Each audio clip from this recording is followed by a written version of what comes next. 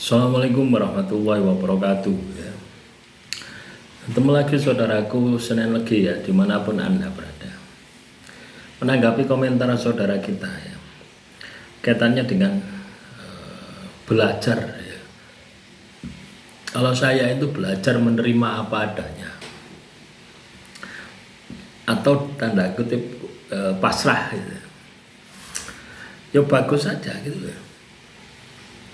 ya. Tapi kadang hal semacam ini ya, hanya untuk menutupi kesalahan, bukan untuk memperbaiki. Wis pasrah wis ya. Contoh misalkan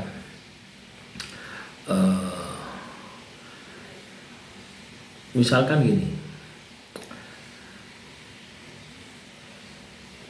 hidupku banyak masalah ya, wis pasrah ya, bisnis gagal terus ya, wis pasrah wis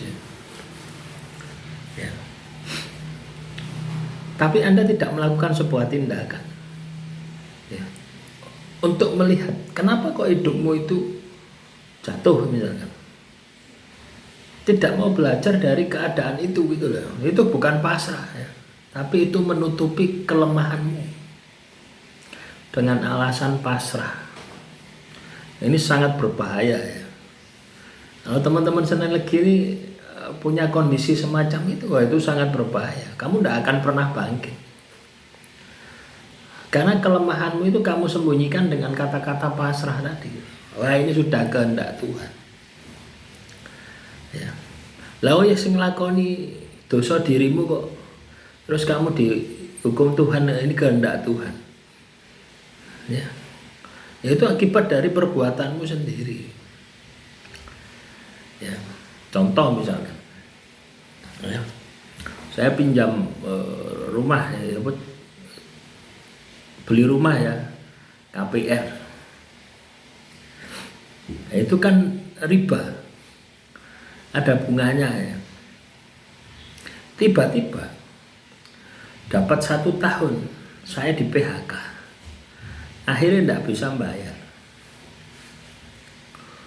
Apakah itu ya kehendak Tuhan? Nah dikit-dikit kehendak Tuhan, tanpa kita berpikir kenapa Tuhan berkehendak gitu.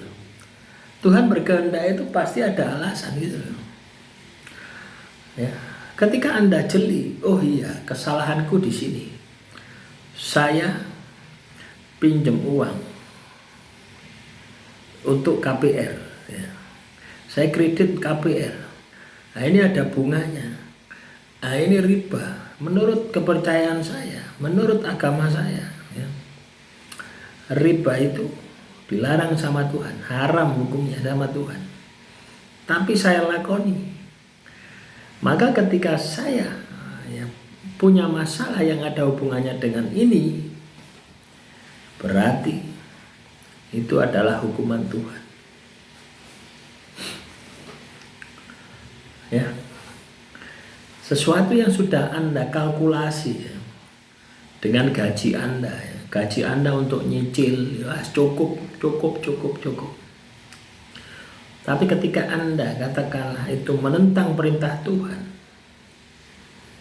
ya, maka pasti akan ada hambatan di situ. Ya itu tadi dihukum sama Tuhan. Ya, caranya macam-macam. Ya, bisa dengan kamu di PHK, bisa juga pabriknya tutup. Ya. Bisa juga tiba-tiba ono COVID misalnya. Nah, itu terjadi itu seperti itu. Ya. Jadi kondisinya seperti itu.